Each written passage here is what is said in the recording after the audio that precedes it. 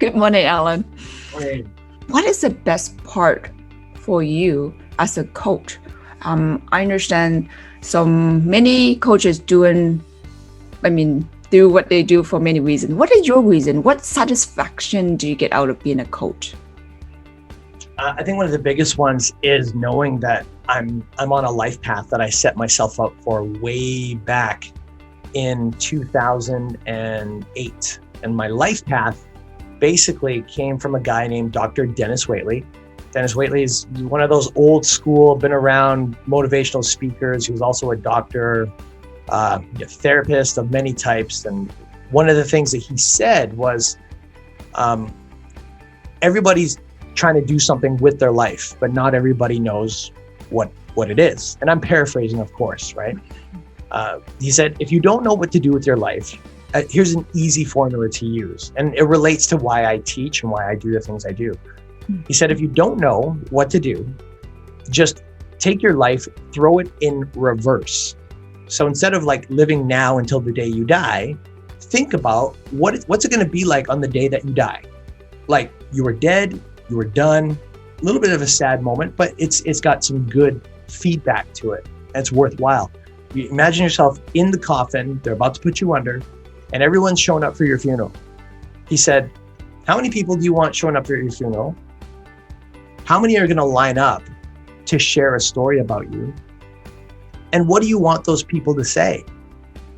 And be clear about be so clear that you can imagine in your head who that person is and what the words are that's coming out of their mouth. At least that's my interpretation of what he shared. He said, if you'll do that for yourself, then what you can do is create your life day after day, month, year after year, and do things that will create that kind of event at the end of your life. And I remember watching this on an old, it was on a computer, it was on a paid subscription channel. And I remember sitting there and I was pondering. I was like, oh my God, wow. Because, I'm always talking about living till 100. I'm like, yeah, I got to think till 100 at least. Well, I was 30 at the time. Like, that's 70 years from now. Shit. I don't know if I can get my brain to go that far. But I did. And all I imagined, and it still stuck with me today. I don't know why. I don't judge it. But this is what came out of my brain. My brain said, when you're way past 100, like 150, 2,000 people are going to show up for your funeral. And at least 100 of them are going to line up willingly on their own and share a heartfelt moment of how some way, somehow you made a difference for their life.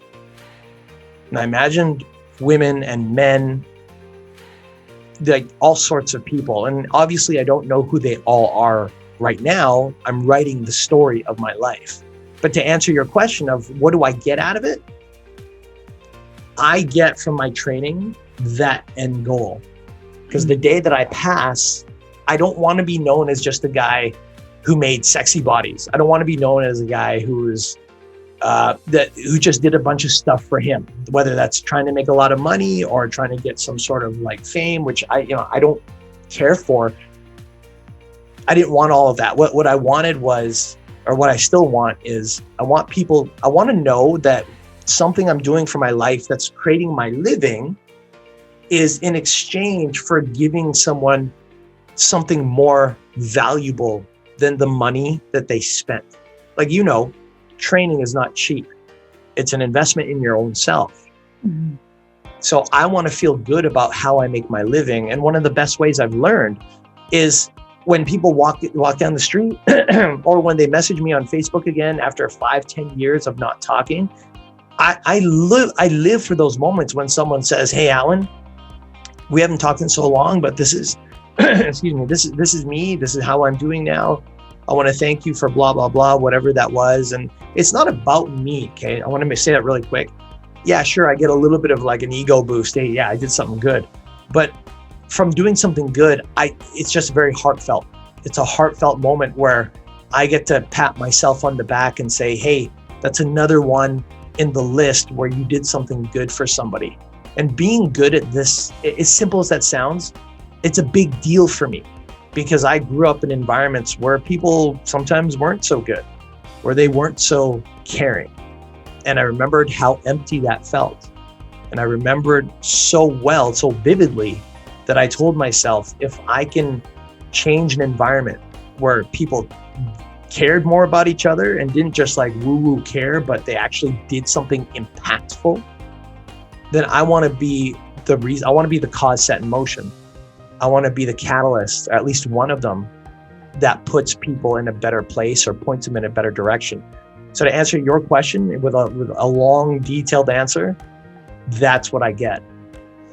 Thank you. I have to give thanks to Tony Robbins, created you, and you created me, and many other women come into our lives. One of the things that I know about you is you don't give up on yourself and helping other women who don't give up on themselves, and you over deliver. It's amazing how much effort, attention you give it to a lady because they don't want to give up, and yet you don't want to give up. And that's what I love about you, that kind of heart and soul to share with the rest of the world. So thank you. I know how you feel because I'm actually experiencing myself how to serve other women, and what this success means to me is not really about me, but seeing them successful in their journey makes me happy. That kind of joy is priceless. So thank you so much. Thank you. That's a really good share. Thanks for sharing that as well.